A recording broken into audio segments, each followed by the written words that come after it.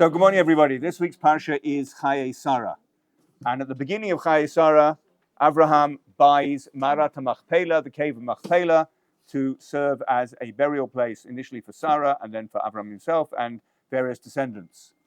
And Abraham has detailed negotiations with the Bnei Chet, translated as the Hittites, and then with Ephron.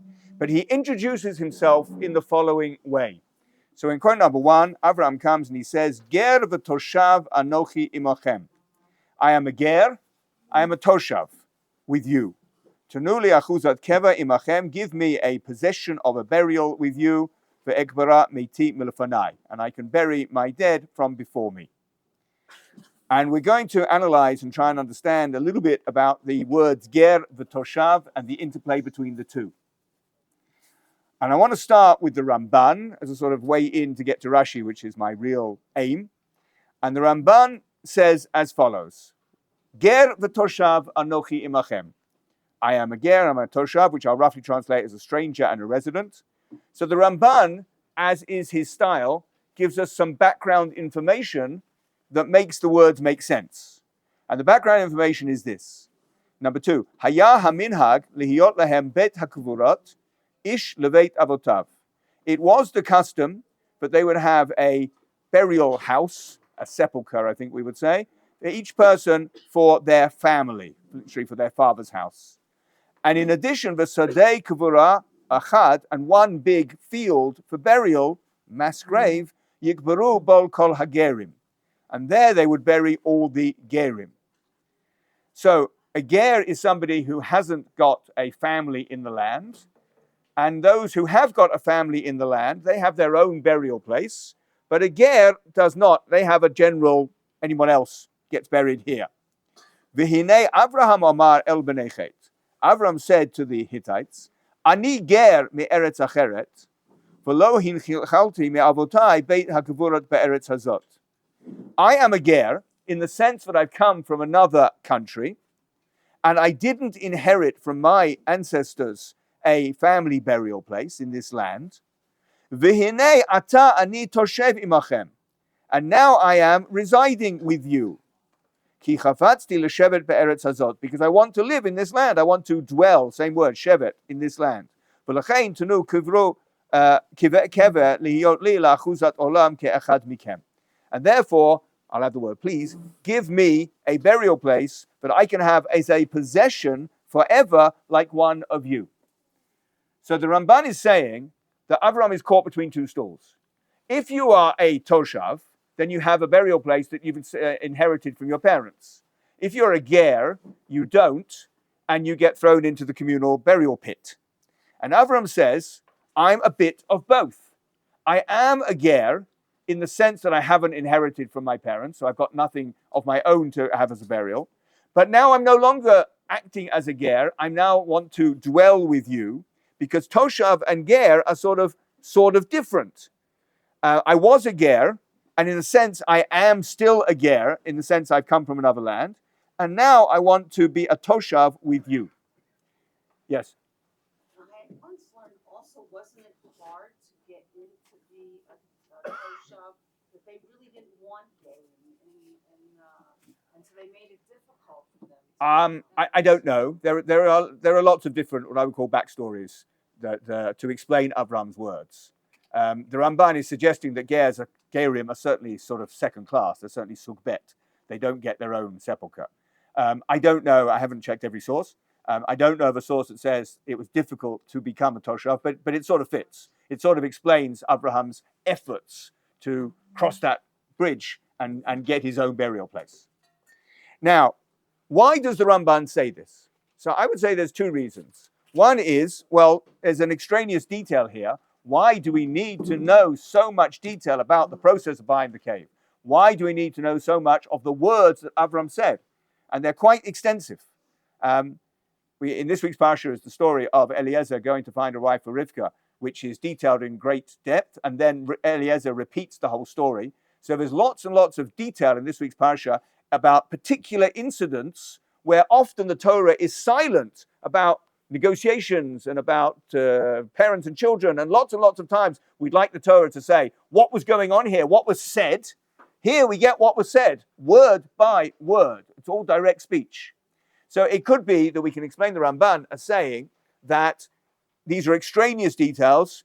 Why do we need to know that Avram said ger v'toshav? What was the hidden meaning behind that? And the Ramban's answered it by saying he's a ger, so he doesn't get an inherited burial place, but now he's a toshav, so he wants one, so that he can take one, and it will be an achuzah, a possession, something that will belong to him, and the implication that he will bequeath to his descendants, like the other residents do.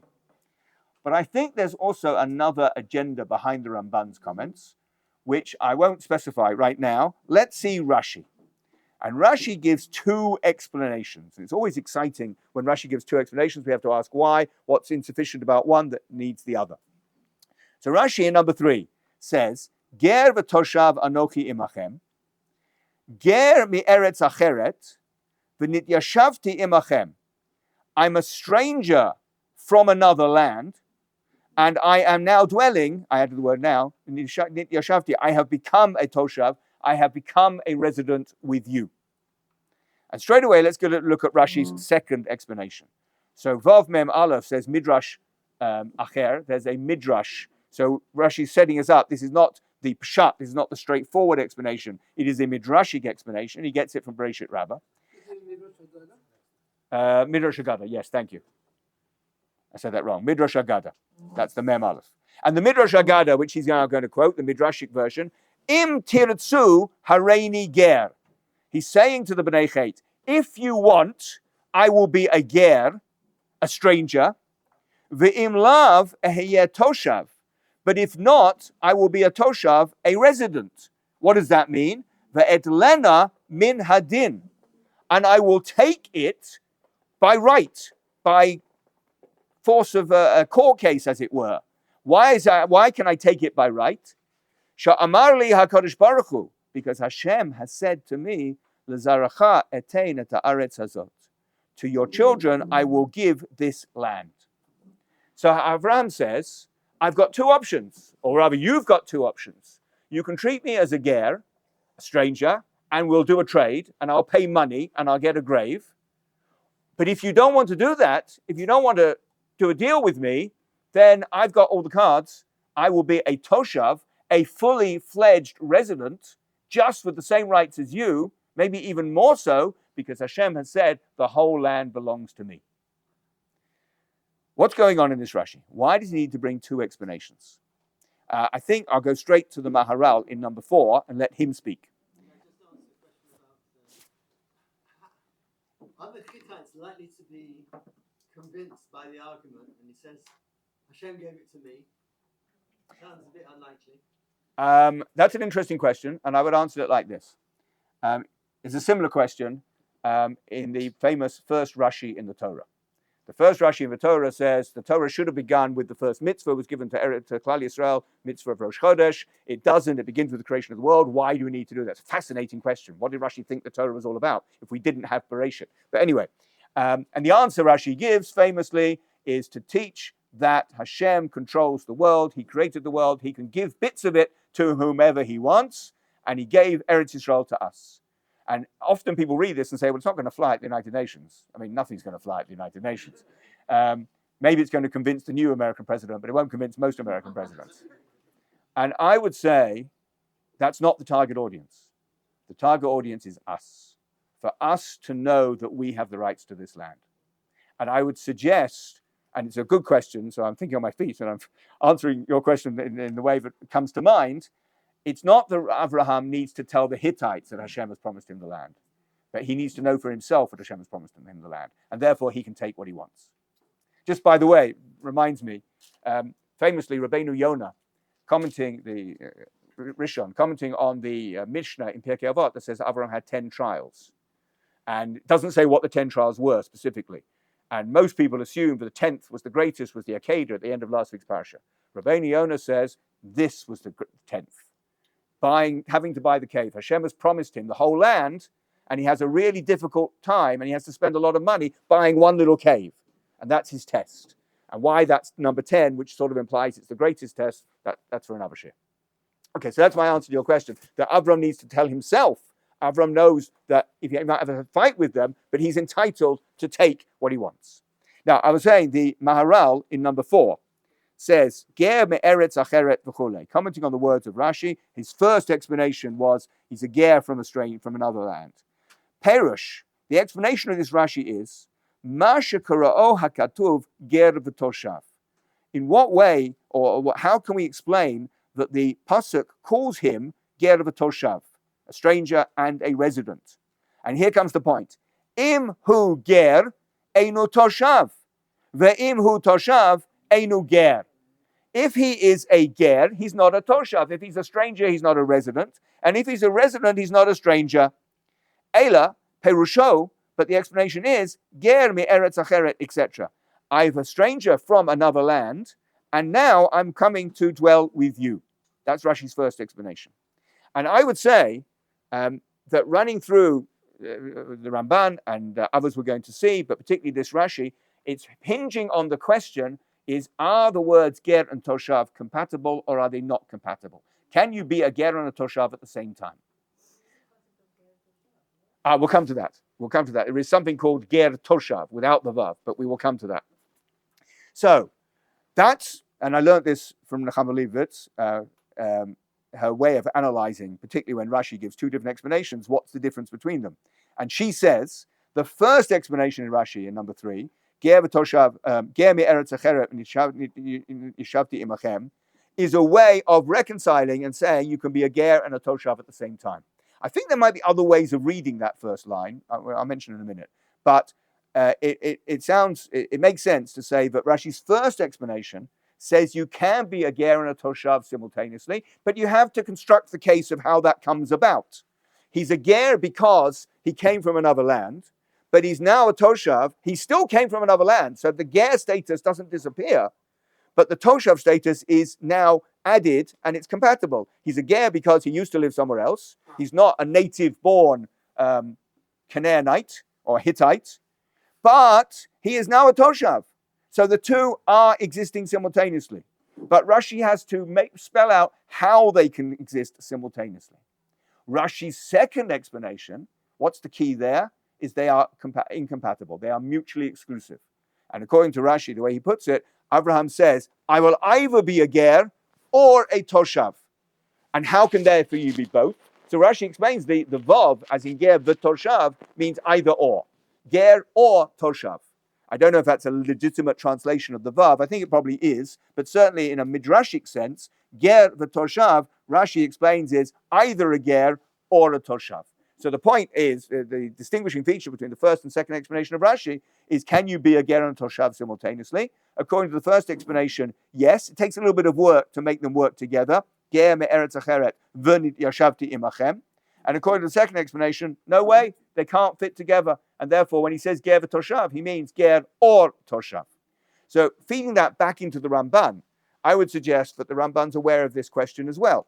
The Ramban wanted to explain, number one, why we need these extraneous details, and about the sepulchre which belongs to families and the communal pit for gerim. But I think he's also bothered by the same question. How can you be a ger and a toshav at the same time? And Rashi explained, the Ramban explained in number 2, middle of line 2 of number 2, V'hinei Avram amar el bnei Chet, ani ger me'eretz acheret. Avram said, I am a ger from another land, and therefore I didn't inherit my own sepulchre. And in the middle of the third line, V'hinei ata ani toshav imachem. And now I am a toshav, a resident with you. So again, it's very similar. It's not identical, but it's very similar to what Rashi says, that I was a ger, I'm still a ger, and the Ramban says I still have the status of a ger, in which case that I don't have my own family burial plot, but now I am a toshav. And I think he means they can exist simultaneously. Also, I think may exemplify the struggle he's having with them, that he wants to convince them, I want to be part of you, and they don't want to. So following on what you said as well, it's a big deal to become a toshav. It's like making aliyah. There's lots of forms to fill in. Right? It takes a while. Yeah, it takes a while. Sorry? So he's stressing that I'm now evolving from my ger status to my toshav status. Okay. By way of comparison, let's see how Rashi deals with another pair of words which may or may not be compatible. In number 5, in the bracha that Yaakov on his deathbed gives to his son Yehuda, he says as follows, number 5, Gur Aryeh Yehuda. Gur is a lion cub, and Aryeh is a lion, and that's what you are, Yehuda. I don't need the rest of the pasuk, so we won't translate the rest of the pasuk.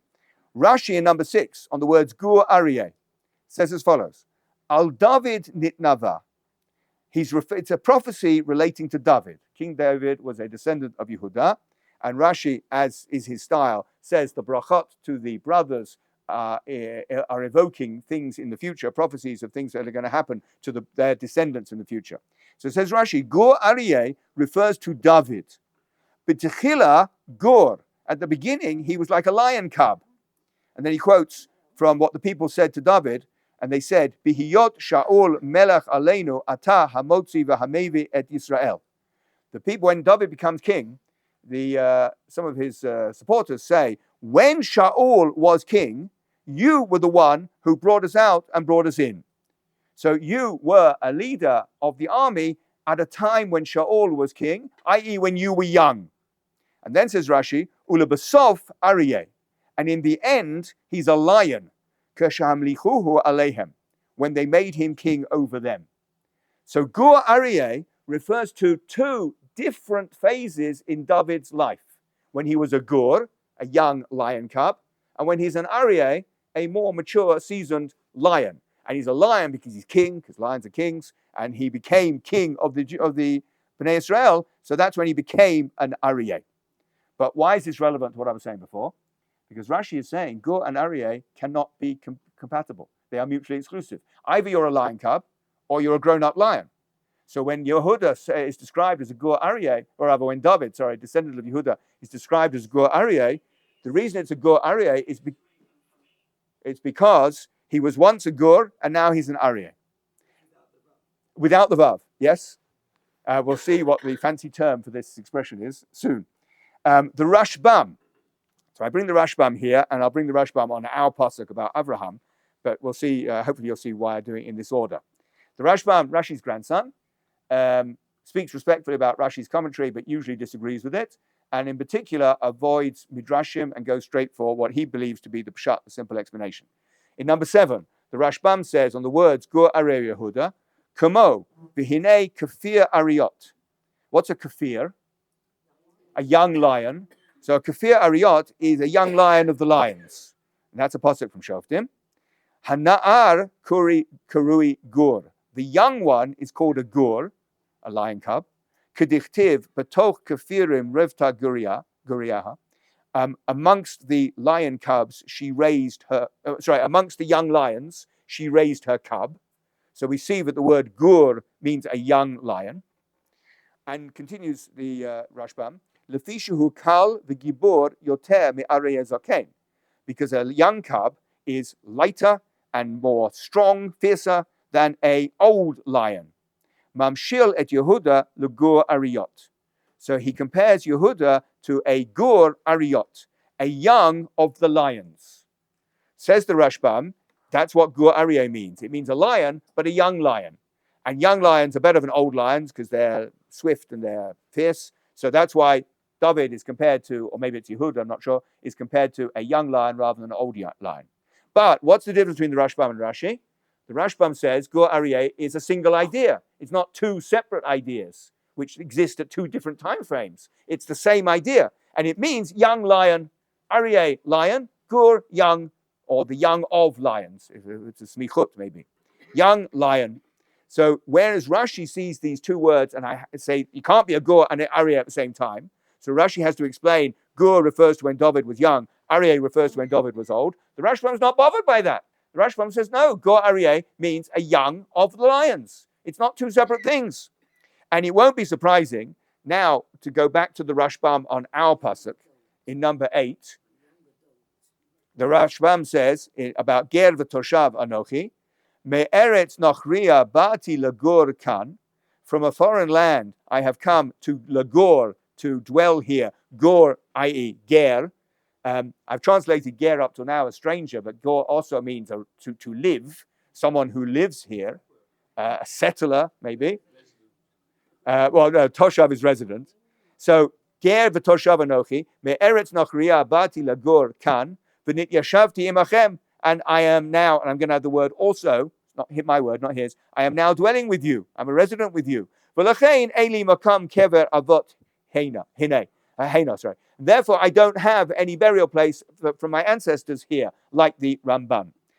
The Rashbam, by the way, has a certain style. When Rashi gives two explanations, one straightforward, if you like, pshat, simple meaning, and one midrashic, the Rashbam will often adopt the first explanation of Rashi, the straightforward explanation of Rashi. And that's more or less what he does here. He adds a little bit of color, but basically he's saying the same as the first line of Rashi. So the Rashbam sees no problem with Ger and Toshav existing simultaneously. Again, like I said with Rashi, he just has to explain how. So we really have two positions about Ger and Toshav. Do they fit together or do they not fit together? Rashi's first explanation is they fit together, and I would say with a bit of work. And Rashi's second explanation is they don't fit together at all. Now, to complete the set, I should have put on the page the Ibn Ezra. And my apologies for not putting on the page the Ibn Ezra. Yes? Not clear to me what the difference between kafir and gur is. The reason I ask is I have a grandson called Kafir and I would like to understand. I think I'm only going on. Okay, thank you. Thank you for reminding me. The question is, what's the difference between kafir and gur? Because what's the difference between kafir and gur? Because the gentleman's grandson is called kafir, and we need to have an explanation. And based on the translations I looked at, so I didn't study this in great depth because I only brought the Rashbam sort of to shed light on the Rashi. But I would say kafir is young lion, and gur is a lion cub. And to me, my understanding of that is a gur is younger than a kafir. Yeah, maybe a kafir is a teenage lion, and a gur is an infant lion. But if it's Hashem, he will be a teenager. Then you can have the conversation.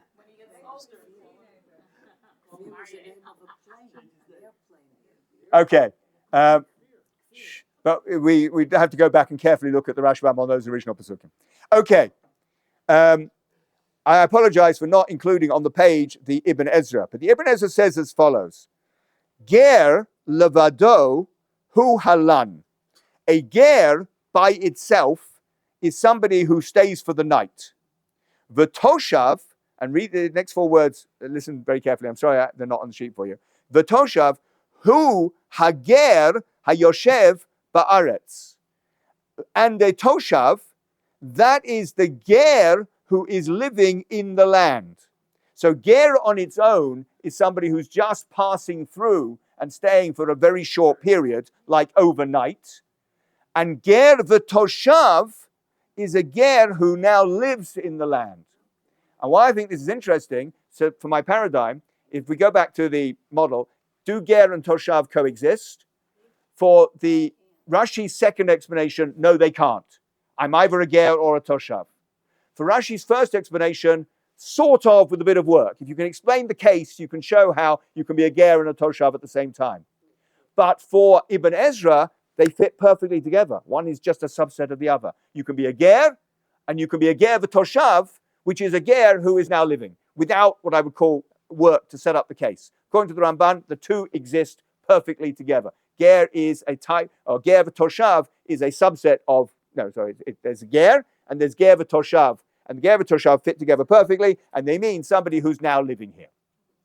Now, it's already been pointed out that the phrase ger and toshav occur elsewhere as well.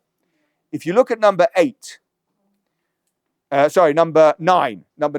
in Parshat Bahar, when it talks about how, talks about lots of things, but it also talks about how you have to look after each other. And when one person's in difficult circumstance, another person's got a responsibility to try and help them. And the difficult circumstance is referred to here in number 9 in Vayikra. V'chi tasig yad ger v'toshav. When the hand of a ger v'toshav, which I'll leave untranslated for a moment, gets strong, imach, with you, umach achicha imo, and your brother is poor with him, v'nimka leger toshav, and your brother is sold to the ger toshav, imach, with you, or la'aker mishpachat ger, or to part of the family of a stranger. The last bit needs lots more explanation, so we won't worry about that. But what's interesting in this phrase is in this pasuk is the reference to ger v'toshav. But let's leave Rashi to point out something interesting. So what does it mean ger v'toshav in this case? Now with Avraham, ger v'toshav meant I was a ger, I'm now coming to live with you. What does it mean in this case, in number 9? So says Rashi, ger yad, the hand of ger v'toshav, ger v'hu toshav. Ger v'toshav means he's a ger and he's a toshav. Katargumo, like the Aramaic translation says, arel v'totav. Arel, he's uncircumcised, and he's totav, that's the translation of toshav. And a ger toshav, let me go on a little bit further. And then says Rashi, the sofo machiach, and the end of the pasuk proves it. What's it? We'll see. The nimka leger toshav. What's the difference between the beginning and the end of the pasuk? The vav. At the beginning of the pasuk, we have a ger v'toshav, identical to our phrase for Abraham. And at the end of the pasuk, we have a ger toshav. And Rashi makes no reference to Abraham. And I think that's because it's in a different realm. Yes, it's exactly the same words, but Rashi's silence is deafening here. Rashi doesn't make any connection between Abraham and the pasuk in Vayikra in either direction, because I think they're talking about very different things. Says, so what is a ger toshav? A ger toshav has got a particular status in halakha. A ger toshav is a non-Jew who accepts them upon themselves, not the Torah, but the Sheva Mitzvot B'nai Noach, and lives amongst us.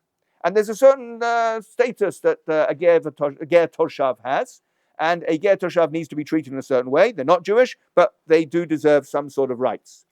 And that's why they're translated, the translation into Aramaic of ger is aral, namely uncircumcised, because they don't have the mitzvah of Brit Milah. They don't have most of the mitzvot. And that's why a ger in this sense means someone who is not Jewish and doesn't have the Torah, and therefore they're called in Aramaic aral. The totav is the translation of toshav, and they're somebody who's uncircumcised, but who is living here. And that is what a ger toshav is. And Rashi says, look, at the end of the pasuk, the word ger toshav without the vav. That proves it. What does that prove? It proves that there's a special status of somebody called a ger toshav. There's a new category. It's not ger, it's not toshav, it's ger toshav without the vav. And Rashi's saying that the ger v'toshav at the beginning of the pasuk is the same as ger toshav at the end of the pasuk. The two words have become one single identity.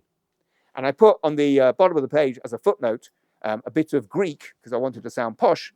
When you have two nouns, which turn out to be one effectively describing the other, that's called a hendiadys, which comes from the Greek hen dua duin, which means 1 through 2. It's a figure of speech used for emphasis. And unfortunately, you can just see on the second paragraph, an example, quoting Shakespeare, is Macbeth talks about sound and fury. And he uses sound and fury, two nouns with the word and, instead of saying furious sound, which is really what he means. The second noun describes the first noun, but they're written as two separate nouns rather than an adjective, because sound and fury sounds better than furious sound. Similarly, ger toshav or ger v'toshav is two nouns, but one describes the other, a ger who is now a toshav. And when they would take out the vav entirely, you just get ger toshav, you get two nouns, but it refers to a particular status. It's a ger who is now a toshav. The second word modifies the meaning of the first. But apart from all that excursion into classical grammar, what I thought was particularly interesting is two things from this Rashi. Is number one, he shows how ger v'toshav sort of evolves into ger toshav. But number two is, as I said before, his silence. He doesn't compare this to the situation of Abraham, because I think even though it's the same word, it's a very, very different situation. And finally, for this phase of the Shir, another reference to ger v'toshav, where Rashi, by the way, says nothing at all. There is no Rashi on this pasuk, which is very frustrating. But if there's no Rashi, Rashi thinks there's nothing to say. And the pasuk is this: V'ha'aretz lo timacher litzmitut. Hashem says the land cannot be sold permanently. It's talking about the Yovel. If you sell the land from between one Yovel and the next, then when the Yovel comes, the 50th Jubilee year, the sale is reversed. So any sale, particularly to get technical about it, any sale of the land in Israel is leasehold. It's not freehold because the land can never be sold permanently. Any sale reverts to where it was before with each Jubilee year. But there's a bigger idea, and that's what's said here in Parshat in number 11. V'ha'aretz lo timocher litzmitut ki li ha'aretz, because the land is mine. Who's talking? Hashem. Hashem owns the land. So we are not owners of the land because Hashem is. What are we? Ki gerim v'toshavim atem imadi. You are gerim and toshavim with me. And Rashi doesn't tell us what exactly that means, so we can only surmise. It means people who don't fully own the land. That's the point. The point is Hashem owns the land. We, even if we have a contract on a bit of a land, we can't sell it permanently because it doesn't belong to us, because we are gerim v'toshavim, people who don't fully own their land. And again, getting back to Abraham, whom we are going to rejoin right now, it can't mean that he's saying, I don't have full rights in the land, because obviously he is claiming full rights in the land. However you explain Ger Toshav, exactly what that means, Rashi's first explanation, Rashi's second explanation, either way, Abraham is saying, I'm a full member of society here. I have full rights. And the whole point of this pasuk here in number 11 is we're only Gerim v'Toshavim compared to Hashem. We have no rights compared to Hashem. So even though it's the same phrase and it sort of cries out, Dorasheni, expound me, even though I'd love to say that we can make some connection between this pasuk in Vayikra and our story of Abraham, certainly as far as Rashi is concerned, I don't think there is a connection. Now, what I want to do now is ask a question on Rashi, which all the Meforshim, all the Meforshim of Rashi ask this question. And we have to go back to the Sedra of 2 weeks ago, to the Sedra of Lech Lecha. Last week I talked about Lot. The week before, we see the beginnings of the separation between Lot and Abraham. And it begins like this in number 12. Vayehi Riv ben Roe Mikne Avram. There was an argument between the shepherds of the flocks of Abraham, ubein Roe Mikne Lot, and the shepherds of the flocks of Lot. V'hakanani v'haprizi oz yoshev ba'aretz. And the Canaanite and the Prizzites then lived in the land. And Rashi has got a question to answer. And Rashi in number 13, I think, answers two questions. Let's see what Rashi says, and then I'll tell you what I think the questions are. Rashi says, Vayehi Riv, there was an argument. What was the argument? Lefi shahayu ra'av shel Lot rashayim. The shepherds of Lot were wicked. Umarim behemotam besodot acherim. And they let their animals graze in other people's fields. V'roe Avram mochicham. And the shepherds of Abraham told them off. Mochicham atam. They told them off. Al hagezel, about this robbery. If you don't own that field, you can't let your cattle graze in that field. You're taking away the produce of that field that doesn't belong to you. V'heim omrim, the shepherds of Lot said, listen, nitna haaretz la'Avram. The land has been given to Abraham by Hashem. V'lo ein yoresh, and at this stage, Abraham has no one to inherit. He has no children. V'lot yorshu, and Lot will inherit it. V'ein zeh gezel, and therefore it's not stealing. So there's an interesting logic here. By the way, Rashi's not a big fan of Lot or his shepherds. There seems to be a line drawn between the bad behavior of Lot and the bad behavior of his shepherds. They're not good. I think if there's an argument between the shepherds of Abraham, who presumably have learned from Abraham to act with total integrity, and somebody else is arguing with the shepherds of Abraham, it must be that the arguer doesn't have total integrity. And so the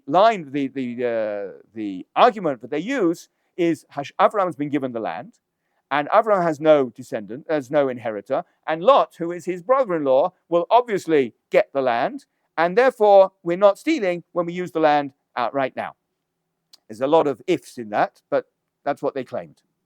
V'hakatuv omer, but, sorry?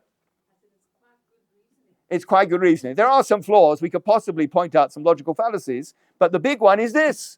V'hakatuv omer, v'hakanani v'haprizi oz yoshev ba'aretz. The Canaanites and the Prizzites then lived in the land.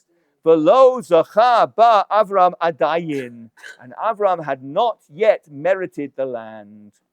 So they said it's a done deal. Avram's been given the land. Lot's going to inherit from Avram. So we're going to get these fields. Maybe in a sense we've already got these fields of other people, and there's nothing wrong with letting our cattle graze there. And the shepherds of Avram said no. And the Pasuk says no. Because, and this I think is the second question Rashi is answering. First question is, what's the argument about? The second question is, why does the Pasuk end with these funny 5 words? V'hakanani v'haprizi oz yoshev ba'aretz. What's that got to do with anything that's gone on before? Why does the Pasuk suddenly talk about the Canaanites and the Perizzites lived in the land? Says Rashi, because that shows lo zacha ba Avram adayin. That shows the fallaciousness of the claims of the shepherds of Lot, because Avram has not yet got the land, let alone Lot shepherds, because the Canaanites and the Perizzites are already there. The implication is Avram won't get the land until the Canaanites have gone. What's the question? The question which lots and lots of commentators ask is, doesn't this contradict what Rashi said earlier in our exposition? Avram says, if you want, I'll be a ger, if you can sell me the land. If not, atalena badin, I will take it justifiably, because Hashem has promised it to me. Now, by the way, I said Hashem has promised it to me. That was sloppy, because if you look back at number 3, the pasuk that Rashi says Abraham used was Sha'amalei HaKadosh Baruch Hu L'zaracha etein et ha'aretz hazot. To your descendants I will give this land, but not to you. It's an interest. We will try and explore this a little bit, but that's an interesting pasuk that Rashi picks, because he could have picked other pasukim, as we will see, where Hashem says, I will give you the land. But Abraham says, I'm quoting, I've got the right to take this cave for myself, because Hashem has said, I'm going to give the land to your descendants. So how can we reconcile these two? I just want to explain what we're doing here. We're not just reconciling two midrashim. That's often sort of a fool's errand. Midrashim do disagree with each other, and that's no problem. That's what happens with midrashim. But Rashi should be consistent with Rashi. So if Rashi picks one midrash in Lech Lecha that says the shepherds of Abraham rebuked the shepherds of Lot because Abraham had not yet acquired the land, and if Rashi says in Chayei Sarah that Abraham says, I've got the right to take the land for myself, that is a contradiction. And that we need to resolve. How can Rashi disagree with Rashi? Maybe it's different. Avram spoke to them, he even offered money and he paid, as opposed to grazing. Well, we might find another difference later. But Avram, according to Rashi's second opinion, Avram's second option is, I will take it now, if you don't give it to me, because I've got the right to it. So let's see some of the answers. So the Chizkuni gives the favored answer in number 14. I've quoted the Chizkuni because I just came across it, but lots and lots of people give this answer. And it says like this. He sets up the question and then he gives an answer. Harei b'Parshat Lech Lecha gabe v'hakanani v'haprizi oz v'yoshev ba'aretz. Behold, in Parshat Lech Lecha, regarding those words, the Canaanite and the Perizzite were then in the land. Perush Rashi, adayin lo hayala Abraham chelek ba'aretz. Abraham, says Rashi, at that time, when the argument with the shepherds, Abraham had not yet got a portion in the land. Why? Sha'adayin lo hayala Abraham zera. Because at that time in Lech Lecha, Abraham had no children. The Ketiv, and the pasuk says, L'zaracha etena ta'aretz hazot. To your children I will give this land. Aval achshav for Parshat Chayei Sarah, but now in Parshat Chayei Sarah, Nolad Yitzchak. He's got a son. He's got Yitzchak. V'haya lo chelek ba'aretz. And he has a portion in the land. So the way the Chizkuni explains it is Hashem says, I will give this land to your descendants. And here's the problem. Here's why I don't think it works perfectly. That is to be meant as, I will give you the land as soon as you've got descendants. It's not quite what the pasuk says, but that's what the Chizkuni is learning. So, I will give you the land as soon as you've got descendants means that back in Lech Lecha, when he had no children, he had no rights to the land.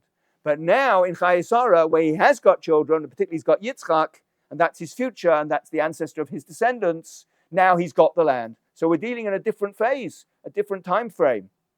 My problem with that is twofold. It's not for me to criticize the Chizkuni, but I'm asking the question. Number one, as I've already said, the Pasuk doesn't say, I will give you the land when you have descendants. It says, I will give the land to your descendants, which is not quite the same thing. And the other thing is, Rashi, back in Lech Lecha, why didn't Rashi there say, and really, why didn't the Pasuk then say, the shepherds of Lot had an argument with the shepherds of Abraham, but Abraham had no children? That would have made better sense based on the way the Chizkuni is explaining it. The problem with the shepherds of Lot claim that Abraham already was entitled to the land is it's not correct because he had no children. But that's not what the Pasuk says. The Pasuk says he didn't have the rights to the land because the Canaanite and the Perizzite were living there, which is different from saying he didn't have children. So that's my kasha on the Chizkuni. The Levush in number 15 takes the starting point of the Chizkuni but explains it slightly differently. And I thought it's worth seeing how he adds to what we just said. So he says in number 15, starts by phrasing the question, Ve'im tomar halo perish Rashi gabe vehi riv. If you ask the question that when Rashi commented on the argument back in Lech Lecha, sha'adayin lo zacha ba Abraham, that Abraham had not yet inherited the land, ad kal shona, that's the end of Rashi's words from Lech Lecha, aval nira li she'eina kusha. It seems to me, says the Levush, it's not a problem. This problem of did Abraham have rights to the land or not? Because then, back in Lech Lecha, Yitzchak hadn't been born, same as we saw before. And certainly, before Yitzchak was born, Abraham had not acquired the land. Because it says, to your children I will give this land. No children, no rights to the land. But now he had children, and now Yitzchak has been born, Shapir Ka'amar Abraham. It's fine, it makes sense for Abraham to say, Et lenu min adin, I will take the land, I will take the cave justifiably. And here's the point, here's the new idea which the Chizkuni didn't say. So the fourth line of number 15. V'hakavana Yitzchak bani yetalena likvor et imo. And what Abraham means is, Yitzchak, my son, will take the cave to bury his mother. And this is ingenious. Abraham, based on this way of looking at it, Abraham's not claiming that Abraham, has got the rights to the land, but Lazaracha, I got here my son Yitzchak. Yitzchak is the owner of this land because Hashem has given it not to me, but to Yitzchak. So when I say, Ataleno min adin, I, Abraham, will take it, I'm taking it so that my son Yitzchak will acquire it, and Yitzchak will use it to bury his mother. And so it works a little bit better. I still think it's got some problems. Namely, it's still, why do we need to say the Hakanani, the Haprizi were in the land? Because they were, but it would make more sense to say, but Yitzchak had not yet been born, or something like that, if that was the issue. But what I liked about this Levush is, it's not that Avram says, Avram have got the land, because the pasuk that Rashi quoted was not about giving the land to Abraham, but it was about giving the land to Abraham's descendants. And therefore, according to Levush, Abraham is saying, I will take it on behalf of Yitzchak, and it really belongs to Yitzchak, and Yitzchak will bury his mother. Okay, so let me go on. End of line 4 of number 15.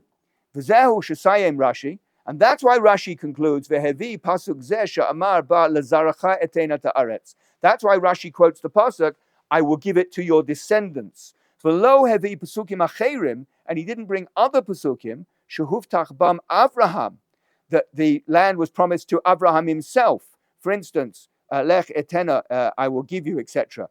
Mipnei shehavtachto lo haita ela kashiyeh lo zera, because as far as Rashi is concerned, the key promise is that when he will have children, dichtiv l'chal u'zeracha, etc. I'm giving it to you and your children. I just want to look at the next 4 pasukim, because Rashi chooses the first one. He could have chosen any of the other 3 about the land being promised to Abraham. Number 16, Vayar Hashem el Avram, Vayomer lezaracha etein ha'aretz hazot. Hashem appeared to Abraham, and he said, to your descendants, I will give this land. And that's the pasuk that Rashi quotes. He doesn't quote the next one, number 17, where Hashem says, Kum hitalech ba'aretz la'arka u'larachba ki lacha etnena. Get up, walk the land, its length and breadth, because I'm giving it to you. And he doesn't quote number 18, Ki et kol ha'aretz asher TORAH lacha etnena. all the land which you see, I will give to you, ulazaracha ad olam, and to your descendants. It's both. And it doesn't quote number 19. Vayom hahu karat Hashem et Avram brit leimar lezaracha natati et haaretz azot. On that day, it's called about the Brit Ben Abatarim. Hashem said to Avram, I've given to your descendants this land. Minaha Mitzrayim ad Nahar Hagadol Hanaha Prat. From the river of Mitzrayim to the river of, to the great river, the Euphrates. Maybe Israel should expand a bit, but that's for another discussion. So, Why does it say Natati? It seems to be it's already happened. okay, why does he say Natati? So Rashi there says it's as if it's already given. When Hashem makes a promise, it's as if Hashem has already fulfilled the promise. But you do raise an interesting point. The pasuk that Rashi quotes, number 16, says, Etain, I will give the land to your descendants. And the pasuk in number 19 says, Lazaracha natati, I've already given it to your descendants. Interestingly, the midrash that Rashi quotes uses that pasuk, number 19, Lazaracha natati. But Rashi chooses not to go exactly with the midrash, but to use the pasuk in number 16, where it says, Lazaracha etain et haaretz. In a sense, strengthening the question that the children are going to acquire the land only in the future. Whereas the pasuk in number 19 says they've already acquired the land in some sense. But I want to move on to see what the Maharal says in answer to our question. Our question is, how could the shepherds of Abraham say that Abraham has not yet been given the land?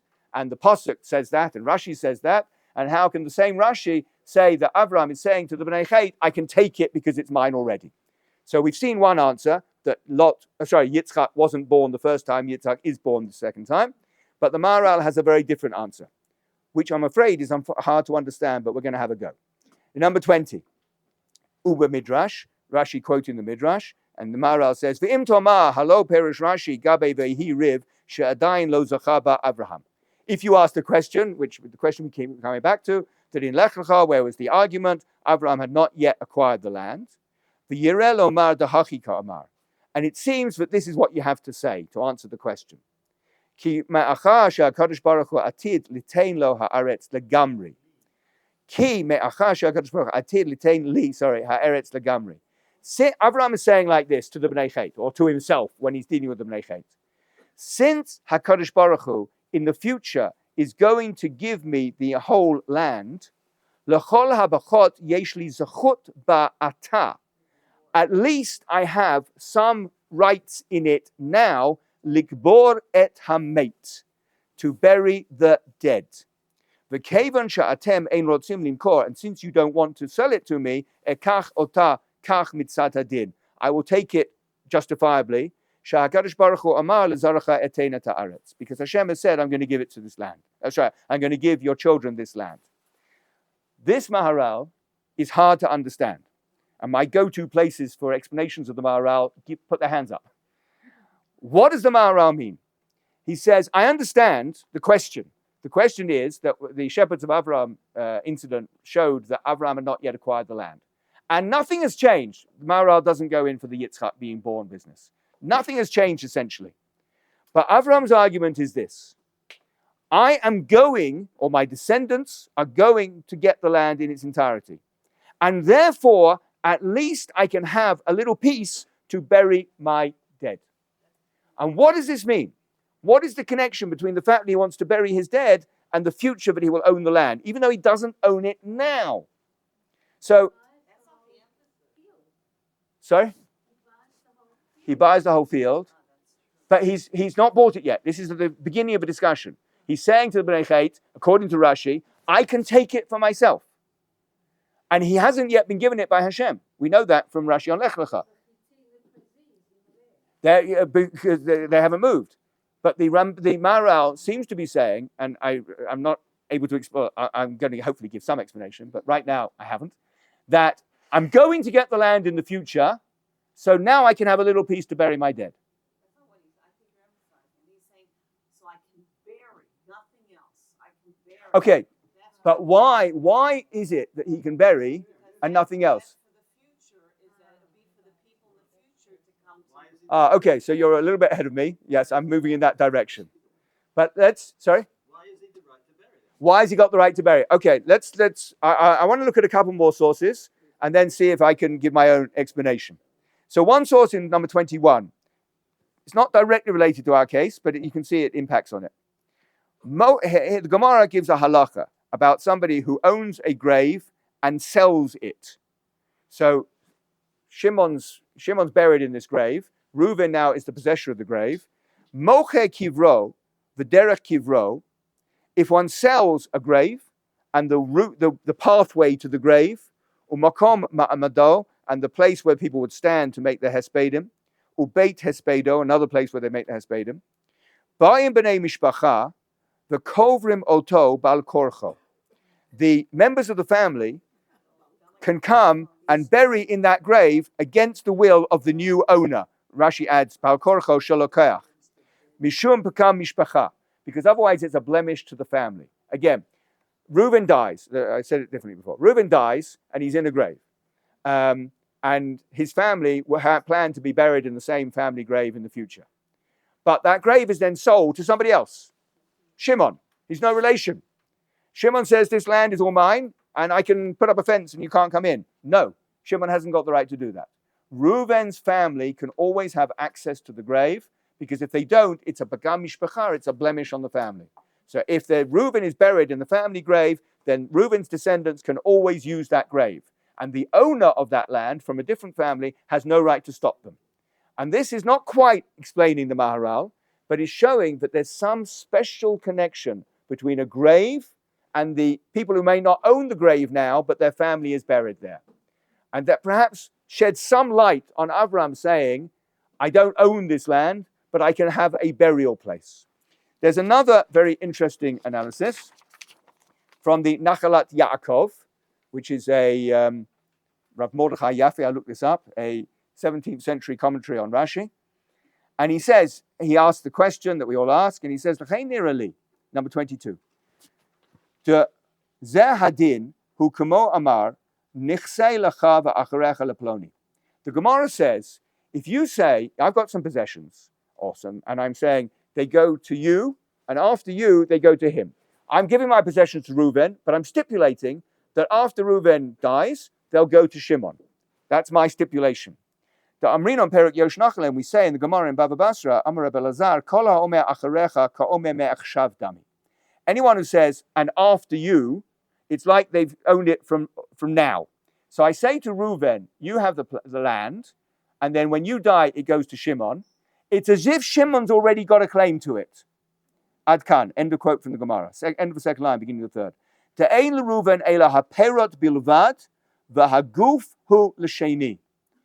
Reuven, who's the first recipient of my gift of land, can only eat the fruit that grows on the land, but he hasn't got access to the land itself. That goes to Shimon. So if I say, this is the halacha that the Gemara brings down. If I say to Reuven, you can have the land, but when you die, it goes to Shimon, then Shimon can already actually claim the ground itself. Reuven can only claim the fruit that's grown on the ground. And this is the answer to our question. Is it today's Daf Yomi? I don't know. I'm on a different cycle. So that's perfect. That's obviously Hashgacha Pratis. So anyone who learns Daf Yomi will be very familiar with this Inyan. And this answers our question. By the way, it answers another question as well. Where's the grave? Underground. It's not on top of the ground. The Jews play the role of Shimon in my mashal. Hashem says the land belongs to the Canaanites, and when they're gone, it's going to belong to the Jews.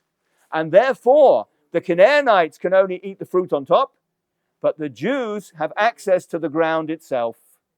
And that explains why Avram can bury Sarah in the ground, because it's a grave and because it's underground.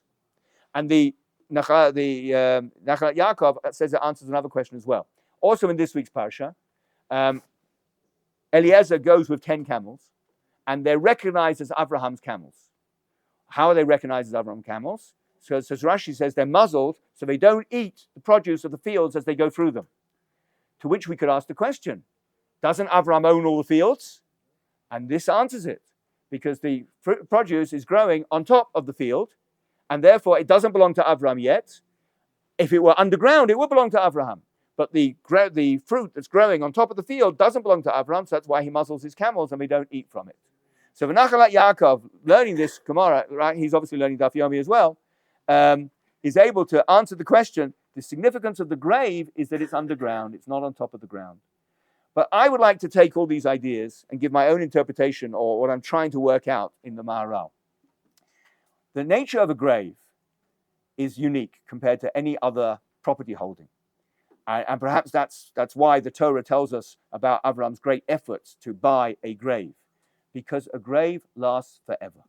It becomes a possession not just of Avram, not just of Yitzchak, but of the entire Jewish people, generation after generation after generation. Again, perhaps we should discuss this at the UN and point out that the Marat Machpelah and Hebron belongs to us, but that's for another time. There might be some opposition. Anyway. I think the Maharal is giving the following twist. Just as the grave belongs to the Jewish people from now until the future, so it belongs to the Jewish people from the past until now. He stretches the eternity in both directions. So we know that a grave will be ours forever.